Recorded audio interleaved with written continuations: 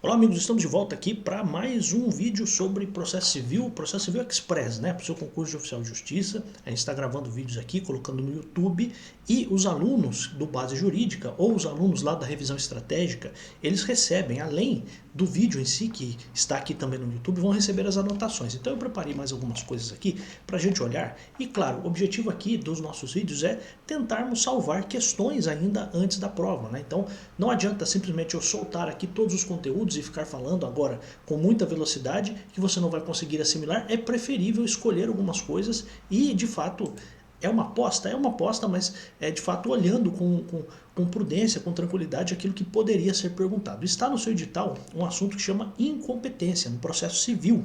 Então olha só, incompetência absoluta ou relativa será alegada como questão preliminar de contestação. Professor, não entendi nada. Então olha só, quando você está num processo e você acha que o juiz que está na causa é um juiz incompetente, porque ele não poderia estar julgando aquilo, a gente diz que esse juiz é um juiz incompetente. Quer um exemplo? Eu estou num processo civil, no fórum estadual, etc., e tem lá uma questão que é colocada cobrando verba trabalhista, por exemplo. A princípio, o juiz civil é um juiz incompetente. Ele não poderia estar julgando aquilo. Por quê? Porque isso teria que estar sendo julgado na Justiça do Trabalho. Isso é a incompetência. Professor, mas como é que o cara vai errar se ele entra com um processo com um advogado? Como que ele vai errar? Às vezes acontece. Então existem várias hipóteses em que há uma certa confusão, porque você sabe, né? Você está estudando direito, você percebe que a lei tem muitas interpretações para muita coisa. Então por isso que por vezes a pessoa entra com a ação no lugar errado ou para o juiz errado e assim por diante. Professor, eu preciso saber a diferença de incompetência absoluta ou relativa, quais são as hipóteses, etc. Para o concurso, não. Apenas queria que você guardasse algumas coisas. Então a incompetência, vírgula, absoluta ou relativa, significa o quê? Que a incompetência pode ser a incompetência absoluta ou pode ser a incompetência que a gente chama de incompetência relativa. Quando que eu vou alegar essa incompetência? Será alegada quando que eu vou dizer que o juiz é incompetente? Ela será alegada em questão preliminar de contestação. Então, quando eu estiver fazendo a minha defesa, eu vou dizer para o juiz, ó, juizão, antes de qualquer coisa, tá? Antes de eu dizer se o cara que está me processando tem direito ou não tem direito, eu quero dizer uma coisa. O senhor nem poderia estar com esse processo sendo julgado aí no seu gabinete. Esse é o ponto, tá bom? Então é uma questão preliminar da contestação. É tudo feito por escrito, tal, mas, claro, estou falando aqui desse jeito, mas é claro que isso é colocado por escrito, tá? Aí uma coisa importante, a incompetência absoluta, e aqui está o ponto, né, que poderia ser perguntado na sua prova. A incompetência absoluta pode ser alegada em qualquer tempo e grau de jurisdição e deve ser declarada de ofício, tá? Então esse é um ponto importante. Então, qual é a afirmação que poderia estar na sua prova? A incompetência relativa poderia ser alegada em qualquer tempo? Não, a competência absoluta são para casos muito mais graves. Então, por isso que ela pode ser alegada a qualquer tempo, tá bom? Então, isso aqui me parece chamar muito atenção para o concurso, que você poderia ter uma afirmação sobre essa, sobre a incompetência. Tem dois tipos, a incompetência absoluta e a relativa. Para a gente agora, para o concurso, quero que você guarde o seguinte, a incompetência absoluta é uma coisa mais grave, a incompetência relativa é uma coisa mais, que até existe, mas ela pode até, você vai perceber que se for o caso, ela pode se prorrogar. Olha o que diz o artigo 65, prorrogar-se-á a competência relativa se o réu não alegar a incompetência em preliminar de contestação. Então me parece que assim, os dois textos de lei sobre incompetência que me chamam mais atenção é desta comparação do que acontece na incompetência absoluta e do que acontece na incompetência relativa. Então olha só, coisas importantes, né? Então, a incompetência absoluta, ela pode ser alegada em qualquer tempo, em qualquer grau de jurisdição. O que é em qualquer tempo? Em qualquer momento. Pode ser na contestação, pode ser na audiência, pode ser em qualquer tempo, em qualquer momento do processo. Em qualquer grau de jurisdição significa que ela pode ser alegada na primeira instância, que é o primeiro grau, na segunda instância, que é o segundo grau, ou nas instâncias especiais, né? Não existe terceiro grau exatamente, mas até tem gente que fala terceira instância, quarta instância, mas seria ou no STJ ou no STF, seriam outros graus especiais de jurisdição. Mas é isso, esse é um ponto importante, tá? Outra coisa importante aqui, Caso a alegação de incompetência seja acolhida, então o juiz entende que realmente ele é incompetente, os autos serão remetidos ao juízo competente. Beleza, então eu entrei lá com o processo que era para ser julgado na Justiça do Trabalho, mas entrei na Justiça Estadual. O juiz estadual reconhece que ele é incompetente e manda isso para o juiz competente, que é o juiz do trabalho. Tão simples quanto isso, tá? Salvo decisão judicial em sentido contrário, conservar-se-ão os efeitos de decisão proferida pelo juiz incompetente até que outra seja proferida, se for o caso, pelo juízo competente. Então aqui tem uma coisa importante, né? Você poderia ter um processo em que o juiz lá estadual decidiu alguma coisa, mas depois ele mandou isso para o juiz do trabalho. Até que o juiz do trabalho decida outra coisa, continua valendo o que o juiz estadual disse, tá? Esse é o ponto. Prorrogar-se-á a competência relativa, aqui está o ponto, prorrogar-se-á a competência relativa se o réu não a alegar a incompetência em preliminar de contestação. A gente viu quando que ele alega em questão preliminar de contestação. Então, se ele não alegar, quero que você entenda isso, se o réu não alegar a incompetência absoluta na contestação, ele pode alegar em outro momento, porque a absoluta é em qualquer tempo. Esse é o ponto que eu quero que você entenda. A relativa, se ele não alegar na preliminar de contestação, acabou. Estará preclusa a oportunidade de manifestação. Então, prorrogar-se-á a competência relativa se o réu não alegar a incompetência em preliminar de contestação. Ou seja, se não fizer a alegação de incompetência relativa na contestação, estará preclusa a oportunidade de o réu alegar tal incompetência. E como consequência, estará prorrogada a competência. Então vou dar um exemplo para você só para que você entenda, tá? Qual é a regra? A regra, uma das regras sobre competência é a seguinte: o réu vai ser processado no seu domicílio. A gente sabe que existem algumas exceções, né? Mas só a título de informação. Então, se você tem um caso em que o processo deveria correr no domicílio do réu, só que aí o autor entrou com a ação no domicílio dele, autor. O que o réu tinha que fazer? Ele tinha que dizer o seguinte: juiz, ó, tudo bem, nada contra o senhor, só que tem uma coisa. Este processo não era para estar aí, porque este processo tem a ver com a localidade em que eu estou sendo processado. Então teria que ser este processo julgado no meu domicílio. Isso é um caso, é uma hipótese de competência relativa. Você precisa decorar? Não precisa decorar, estou apenas explicando para você. Então veja só, o que é prorrogar a competência? No caso, ó, exemplo, se o processo era para ser julgado na cidade A, mas a ação foi proposta na cidade B, se o réu não alegar nada, a cidade B passa a ser competente, tá?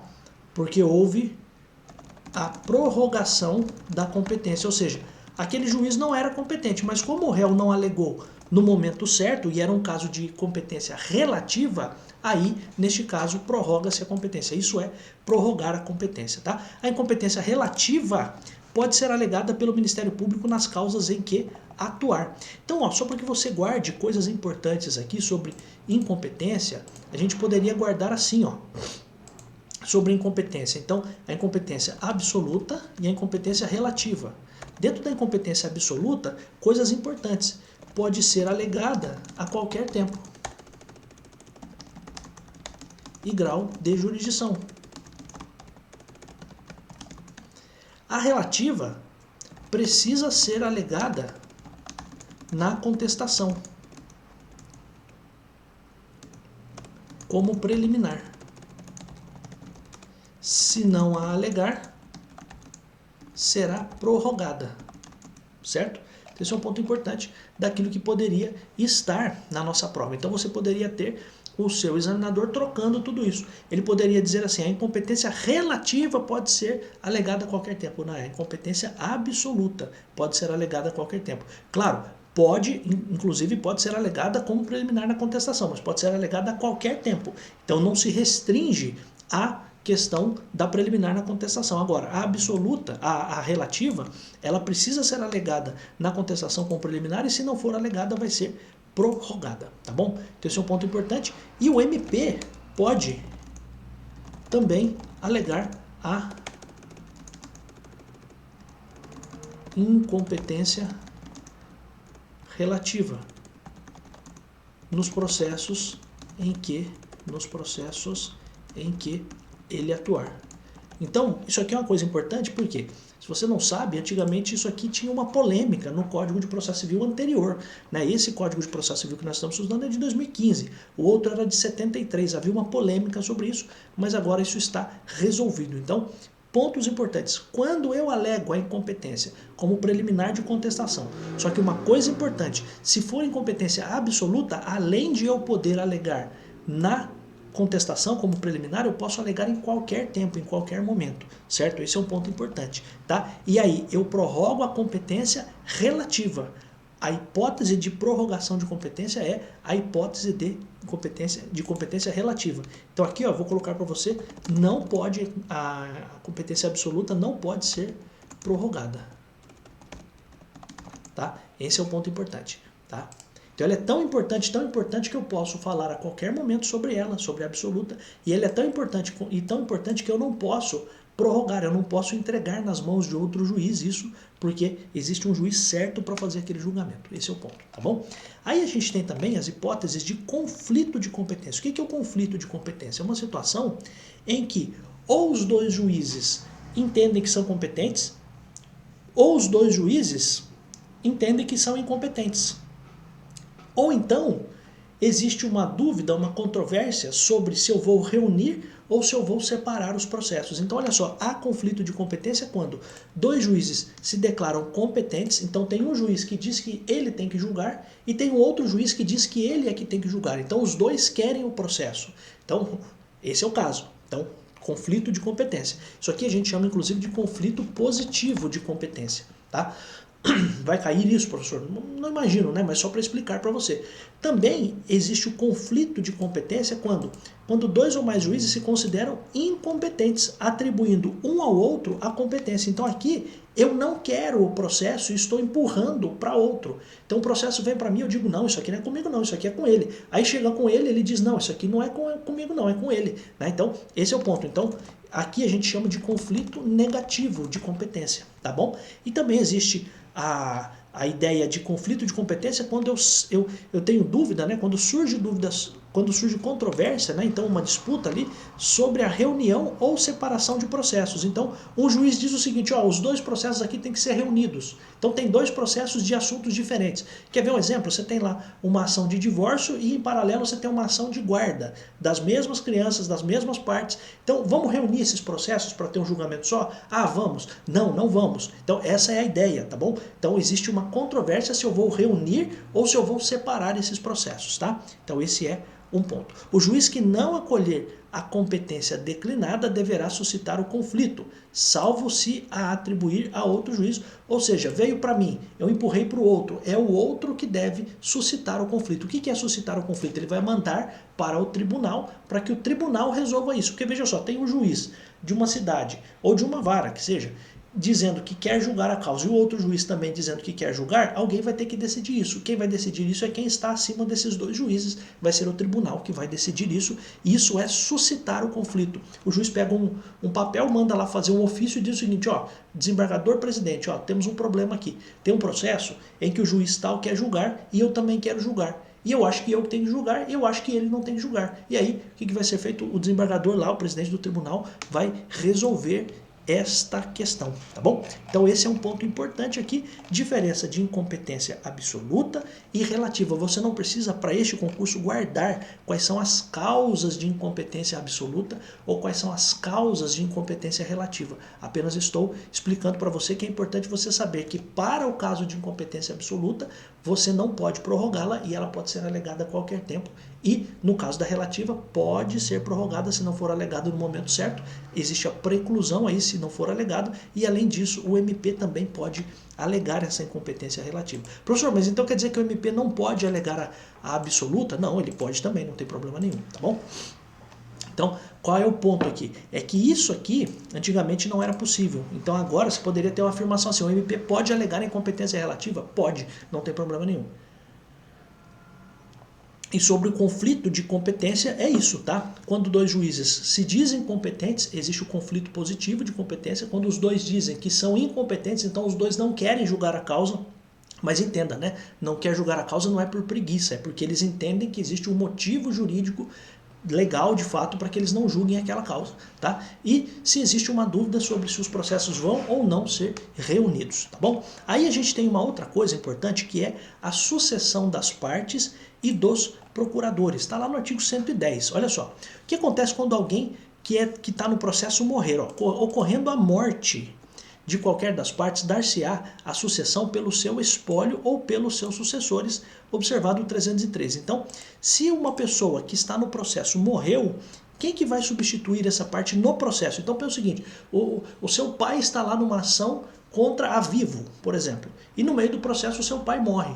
Você, como sucessor do seu pai, pode continuar naquele processo. Essa é a ideia, tá? Me parece óbvio, mas isso precisa ser dito. Então, dar-se-á a sucessão pelo seu espólio ou seus sucessores. É tão simples quanto isso, não teria aqui tanto problema. Aqui está uma informação importante. A parte que revogar o mandato outorgado a seu advogado constituirá no mesmo ato outro que assuma o patrocínio da causa. Então, se uma pessoa tirou, revogou a procuração que foi dada por um advogado, ela precisa informar isso para o juiz, e isso já precisa vir acompanhado da nomeação do novo advogado. Então é como se eu dissesse o seguinte: juiz, eu tirei meu advogado da causa, revoguei o mandato, e a partir de agora, meu advogado é fulano de tal, tá? Essa é a ideia, tá? E aí qual é o ponto? Se não for constituído novo procurador, novo advogado no prazo de 15 dias, vai se observar o disposto no artigo 76. Então veja só, qual é a regra? Qual é a regra? A regra é, a pessoa tira o advogado do processo e no mesmo ato que ele está informando para o juiz que aquele advogado saiu do processo, ele já coloca um advogado novo. Só que no Brasil as pessoas às vezes gostam de enrolar as coisas. E qual é o ponto? Se não foi constituído novo procurador no prazo de 15 dias, eu vou observar o disposto no artigo 76. E aí o que diz o artigo 76? O artigo 76 traz algumas instruções para a gente sobre o que vai acontecer. Ó, verificada a incapacidade processual ou a irregularidade de representação da parte, o juiz suspenderá o processo e designará prazo razoável para que seja sanado o vício. Então, quando eu falo sobre uma pessoa que está num processo, entenda, né? 99,99% dos processos, a pessoa não pode estar no processo sem advogado. Você tem algumas poucas exceções em que a parte pode estar sem advogado. Por exemplo, lá na lei dos juizados especiais da Fazenda Pública, dos juizados especiais cíveis, na questão do habeas corpus, na questão das ações trabalhistas, são poucas as ações em que a pessoa pode estar nas ações, né, de fato, até já falei, né, de habeas corpus e tal, as pessoas podem estar sem advogado nos processos. Mas qual é o grande ponto aqui? O grande ponto é o que diz a consequência. Então veja só, como que você, que conclusão você tira? Então eu vou explicar para você contando um caso aqui para você. Então olha só, exemplo, tá? Exemplo, João revogou a procuração de seu advogado e não constituiu no mesmo ato outro advogado, outro defensor, outro patrono, outro causídico, é tudo sinônimo de advogado, tá? Então, não constituiu. Então, após 15 dias, sem a pessoa estar no processo sem advogado, o juiz suspende o processo e manda regularizar. Então, olha só, verificada a incapacidade processual. Não é o caso. A incapacidade processual aqui tem a ver com, por exemplo, uma pessoa que não poderia mais estar naquele processo. Então, ele deixou de ser o dono de alguma coisa, ele deixou de ser o sócio, deixou de ser o legitimado, não é esse o caso. Mas aqui está, ó, irregularidade de representação da parte. Esse é o ponto, irregularidade de representação da parte é a pessoa sem advogado no processo. Tá? O juiz vai suspender o processo e vai designar qual prazo? Prazo razoável. Qual é o prazo, professor? Prazo razoável, depende muito do juiz. Tá? Vai depender de caso a caso. Então, João revogou a procuração do seu advogado e não constituiu no mesmo ato outro defensor. Após 15 dias, sem João, eu vou até colocar aqui, ó, sem João estar no processo sem advogado, o juiz suspende o processo e manda regularizar a questão em prazo razoável. Tá? Então não vai extinguir, de início, não vai extinguir o processo sem resolução do mérito, nem nada disso. O que vai acontecer é que o juiz vai mandar regularizar. Tá? Então, aí, olha só, descumprida, agora sim, descumprida a determinação. Então, depois que o juiz mandou regularizar, caso o processo esteja na instância originária, o processo será extinto se a providência couber ao autor. O réu será considerado revel se a providência lhe couber. E o terceiro será considerado revel ou excluído do processo. Então, o terceiro será considerado revel ou excluído do processo dependendo do polo em que se encontra. Então, se ele está no polo, se está. Então, depende se está no polo ativo ou passivo. Então, olha só. Se isso for resolvido, se isso for determinado na fase recursal, então, é o seguinte, o cara recorreu e lá no tribunal ele tirou o advogado dele. Então veja só, se isso for na fase recursal, perante o Tribunal de Justiça, Tribunal Regional Federal ou Tribunal Superior, o que o relator vai fazer? Não vai apreciar o recurso ou vai determinar o desentranhamento das contrarrazões se a providência couber ao recorrido. Então não vai conhecer do recurso se isso couber ao recorrente, quem está recorrendo. Então o cara está recorrendo e agora está sem advogado. Não pode. Então ele tem que regularizar isso. Então, imagina que ele está lá no processo... Opa, deu um negocinho aqui, vamos lá. Ele está lá no processo e o processo foi para o tribunal, na fase de recurso. E ele é o recorrente, a pessoa que está recorrendo. Aí ele informa lá no tribunal que ele está sem advogado agora. Ele tem que colocar o teu advogado ali. E se ele não regularizar? Bom, se isso estiver na fase recursal, se isso está lá no tribunal, o que vai acontecer? O recurso desse cara não vai ser apreciado, não se conhecerá do recurso. O recurso não será apreciado. E se isso couber ao recorrido, a pessoa contra quem se recorre, vai se determinar o quê? O desentranhamento das contrarrazões, ou seja, eu vou exclusão das contrarrazões do processo, tá? E esse é o ponto. Então, quem recorre apresenta as razões. Quem responde ao recurso apresenta as contrarrazões. Então, nesse caso, a gente tem aqui pontos que eu queria que você guardasse aqui também como tabelinha para a hora da prova, que é o seguinte, ó. Vamos inserir uma tabelinha aqui, ó. Peraí.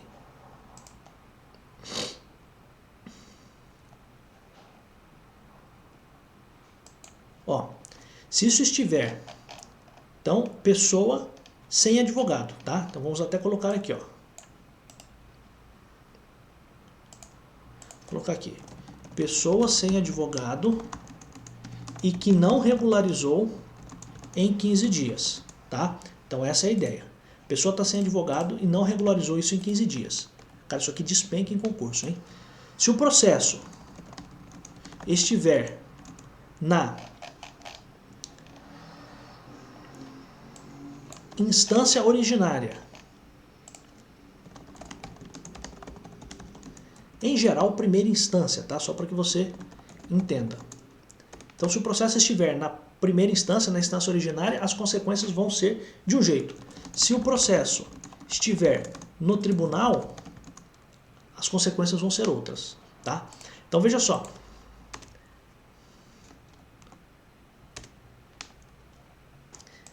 Se for o autor sem o advogado, então, se for autor sem advogado, extinção do processo. É como se eu dissesse o seguinte, ô meu jovem, você quer vir aqui no processo, você quer começar um processo, está na frente de um processo sem advogado? Não regularizou?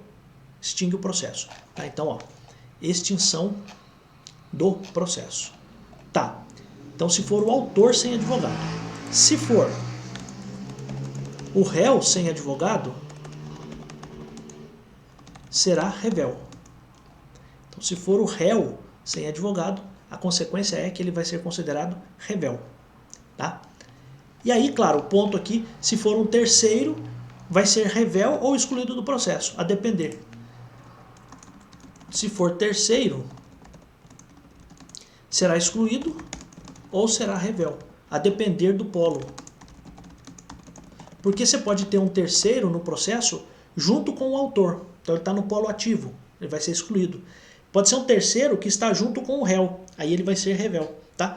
Basicamente isso, não precisa mais do que isso para sua prova. Agora tem uma coisa, se o processo estiver, então aqui na primeira instância, né? Agora se o processo estiver no tribunal, aí a consequência é diferente. Se for o recorrente sem advogado, o recurso não é conhecido, ou seja, não é apreciado. Se for o recorrido, suas contrarrazões são retiradas do processo. Tá? Esse é um ponto importante. Então, aqui está uma fonte de muitas perguntas para concurso. O que acontece com uma pessoa sem advogado? E veja, a gente está aqui falando do artigo 110, 111 e o 111 puxou o 76. E aí agora a gente tem que, de fato, tirar todas as conclusões. Então, em primeiro lugar, a pessoa está sem advogado no processo. Qual é a regra? Ele precisa já, quando tira um advogado, ele precisa já de imediato colocar outro advogado. Ok. Se ele não fez isso, de colocar outro advogado em 15 dias, aí a gente tem isso aqui. A pessoa que está sem advogado e não regularizou isso em 15 dias. Primeiro, claro, o processo vai ser ali suspenso, certo? Então, para que a pessoa regularize. Passou o prazo, passou o prazo dado pelo juiz e a pessoa não regularizou, opa, temos um problema. Então, a gente vai ter que matar esse processo aqui ou vamos ter que dar um andamento definitivo nisso aqui. Então veja só, se for o autor, e isso está na primeira instância, se for o autor que está sem advogado, extingue o processo. Você não pode seguir num processo sem estar com advogado. É a mesma coisa se for o recorrente lá no tribunal. Você não pode seguir com o seu recurso sem estar com advogado. Se for o réu, na primeira instância, se ele está sem advogado, cara, você teve a chance de ter um advogado. Não tem? Revelia para você, ou seja, eu vou considerar como verdadeiros os fatos e o processo vai seguir e possivelmente você vai ser condenado. Porque eu te dei a chance de estar com o advogado. Você não quis, agora o problema é seu. Claro, parênteses aqui, né? No processo penal, ninguém é processado sem advogado. Se a pessoa não nomear um advogado, o que vai acontecer? Esta pessoa terá a nomeação feita por um juiz, para que tenha ali um defensor público, um defensor nomeado ali para fazer a sua defesa. Estou falando aqui de processo civil. Então o cara tinha que colocar advogado, não colocou. Problema seu, o processo segue sem advogado. Tá? Se for o recorrido, a pessoa contra quem se recorre, ele até apresentou as contrarrazões, ele até respondeu o recurso, mas como ele agora, daqui para frente, está sem advogado, tiro isso do processo, desentranho isso do processo. Tá bom? Então essa é a informação aqui. Aí a gente tem um outro ponto também, amigos, só para a gente finalizar esse vídeo aqui, falando do juiz e dos auxiliares da justiça. Coisas que meio que você já viu isso em alguma outra oportunidade. Ou em outra oportunidade, o juiz dirigirá o processo conforme as disposições do Código, vai assegurar às partes igualdade de tratamento, velar pela duração razoável do processo, prevenir ou reprimir ato contra a dignidade da justiça, indeferir postulações meramente protelatórias, tal, tudo autoexplicativo aqui, né? Aí tem um ponto importante que é o que está no artigo 140. Antes disso, né, o juiz, dilação de prazos previstas no inciso 6º somente pode ser determinada antes de encerrado o prazo regular. Aqui tem um negócio que chama atenção, né? Então o juiz pode, no processo, fazer o quê? Dilatar os prazos processuais. Ele pode aumentar os prazos e alterar a ordem de produção dos meios de prova, adequando-os às necessidades do conflito de modo a conferir maior efetividade à tutela do direito. Aqui está, dilatar os prazos. Então o juiz, imagina o seguinte, você tem um prazo segundo a lei, né? Só que existem prazos que o juiz pode aumentar. Só que veja só, ele pode aumentar esses prazos por algum motivo, por uma peculiaridade do processo, só que tem uma coisa, e aqui está o ponto, a dilação, o aumento dos prazos prevista no inciso 6º, somente pode ser determinada antes de encerrado o prazo regular. Então, antes de acabar esse prazo, é que eu já posso aumentá-lo. Então, o juiz diz o seguinte, olha, este prazo que acabaria depois de amanhã, eu estou prorrogando isso para acabar daqui a 5 dias depois de amanhã, por exemplo, tá? A título de exemplo, tá? Aqui também tem um ponto interessante, que é o seguinte, o juiz não se exime de decidir sob a alegação de lacuna ou obscuridade no ordenamento jurídico. Então ele não pode dar a desculpa, não se eximir, ele não pode dar a desculpa de não decidir se existe lacuna ou obscuridade no ordenamento jurídico. Tá? Lembra lá na LINDB, temos a aula lá para os alunos da revisão estratégica, tá lá no Base Jurídica também, tem uma aula lá da LINDB, da Lei de Introdução às Normas do Direito Brasileiro, em que nós falamos sobre isso, nós falamos sobre a necessidade de o juiz sempre julgar uma causa, mesmo que você não tenha nada na lei sobre aquilo. Mas se isso foi levado ao Poder Judiciário, você já sabe que a Constituição e o próprio Código de Processo Civil diz que o Poder Judiciário não pode deixar de apreciar lesão ou ameaça de lesão a direito. Então, mesmo que você não tenha lei, o juiz precisa inventar alguma coisa e tentar resolver aquilo de algum modo. Isso tem um nome, inclusive, é o non liquet, tá? Então o juiz não pode deixar de julgar, tá? Então ele não pode alegar, ó, como não tem lei, não vou julgar, tá? Essa é a ideia. E o juiz só decidirá por equidade nos casos previstos em lei. Isso, inclusive, também é uma repetição lá do que está na lei de introdução às normas do direito brasileiro, tá? Então esse é um ponto importante também.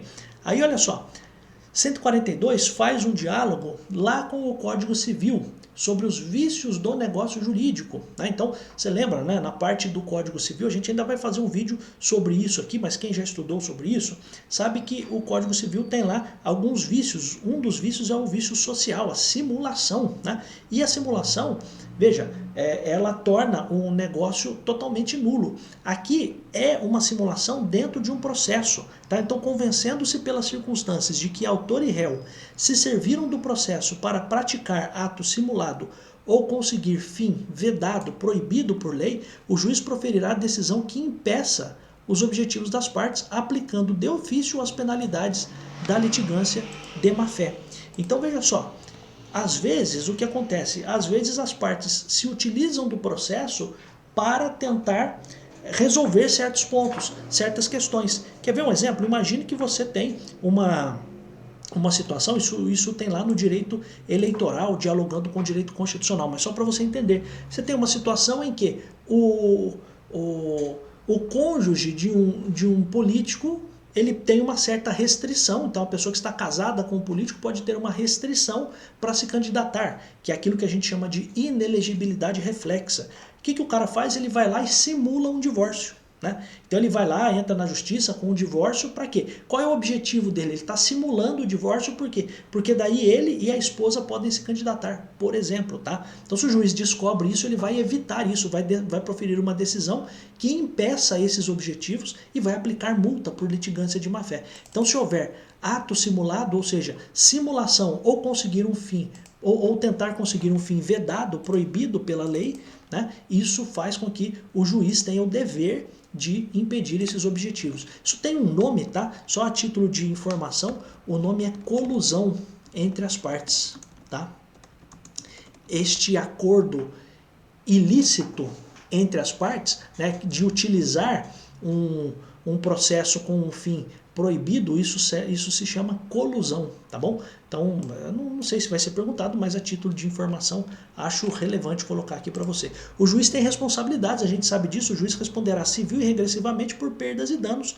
Em algumas hipóteses, existe lá uma ADPF, um processo lá no Supremo Tribunal Federal, mas quero que você entenda, o juiz é responsável, ele vai responder civil e regressivamente por perdas e danos. Professor, por que regressivamente? Regressivamente, lembre-se lá do artigo 37, parágrafo 6º da Constituição, que diz o seguinte, que o Estado responde pelos danos que os seus agentes causarem.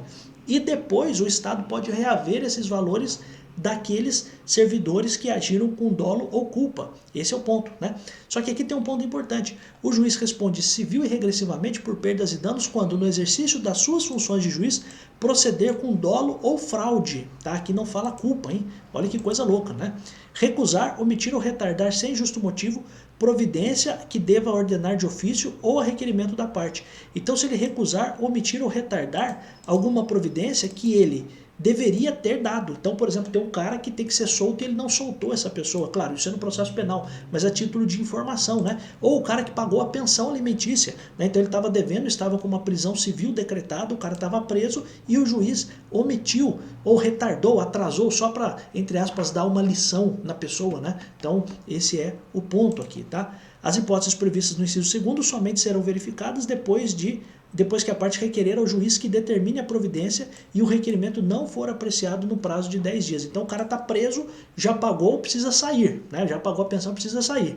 O juiz não determinou de imediato que a pessoa saia. O que a parte faz? Faz o requerimento e esse requerimento precisa ser apreciado nesse prazo de 10 dias, tá bom? Uma outra coisa também que está no seu edital é o artigo 502, que não tem nem nada a ver com isso, mas que eu já trouxe aqui, porque são informações importantes. O que é coisa julgada?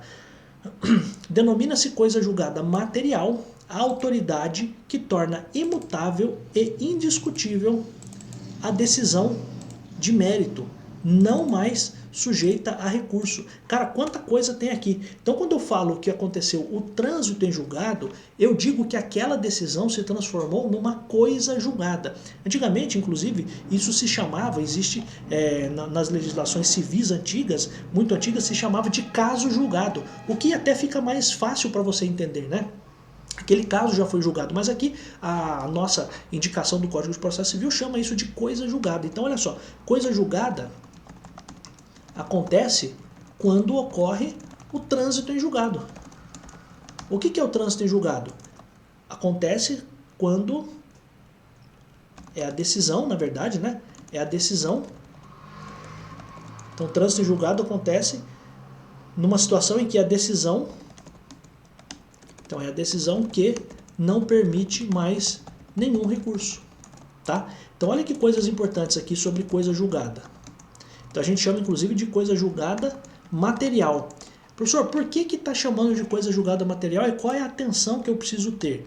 Não está no seu edital e às vezes até quem é do direito tem a tendência de errar muito mais isso do que quem não é. Porque quem não é nem tem noção de que isso existe. Mas em contraposição à coisa julgada material, a gente tem o que se chama de coisa julgada formal. Mas este assunto não vai estar na nossa prova. Então só preste atenção porque o nome é coisa julgada material. Se estivesse lá assim, denomina-se coisa julgada formal, a autoridade que torna imutável e tudo mais estaria errado, tá? Então só a título de informação para você. Então coisa julgada material, o que é? Ó, vamos colocar aqui todas as características, porque isso te ajudaria na hora da prova. Então, coisa julgada material. Decisão imutável e indiscutível. Decisão de mérito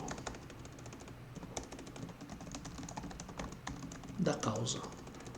Então, decidiu o mérito da causa, disse quem tinha direito e quem não tinha, e além disso, essa decisão é imutável, não pode ser mais mudada, é indiscutível, porque não cabe mais nenhuma discussão, nenhum recurso. Isso é chamado de coisa julgada material. Isso acontece com o trânsito em julgado, tá? Então lá na Constituição você tem assim, claro, do penal, né? Ninguém será considerado culpado até o trânsito em julgado da sentença penal condenatória. Quando acontece o trânsito em julgado, significa que aquela decisão não permite mais nenhum recurso. Esse fenômeno a gente chama de coisa julgada. Então quando acontece o trânsito em julgado, além de acontecer o trânsito em julgado, que é um nome que eu dou para a decisão contra a qual não cabe mais nenhum recurso, eu digo que aconteceu também a coisa julgada material, tá bom? Então a gente, dentro daquilo que eu me propus a fazer aqui, amigos, eu termino essa segunda parte aqui de Processo Civil Express para o seu concurso de Oficial de Justiça. Estamos fazendo aula em todos os dias da semana, já desde a semana passada, né? Vamos fazer isso por 2 semanas. Amanhã, dia 12, vamos ter uma aula grande e importantíssima de processo civil, tá? Vou dar uma aula grande, uma aula importantíssima de processo civil. Ainda vou fazer algumas abordagens pontuais de direito constitucional, de improbidade administrativa, alguns pontos ainda de normas da corregedoria. Então o que eu peço para você? Eu, atualmente, sou analista do Ministério Público, então inclusive trabalhei hoje em home office e agora tenho quinta, sexta e sábado ainda para preparar alguns conteúdos aqui para vocês. Vou preparar esses conteúdos, vou deixar no YouTube para os alunos lá do Base Jurídica e também da Revisão Estratégica. Vou colocar as anotações de tudo isso lá também, então assim que eu subir esse vídeo para o YouTube, as anotações, eu vou já procurar deixá-las lá também. E eu queria que você acompanhasse aqui o canal até a véspera da prova, inclusive não só pela manhã, mas também à tarde. Não vamos fazer uma coisa assim cansativa nem nada disso, mas vamos trazer aqui informações para você tentar salvar ainda muitas questões para a hora da sua prova. Professor, e depois no domingo, depois a gente vai conversar sobre outros concursos. Eu queria que você continuasse aqui. Professor, posso comprar seu curso agora? Tá?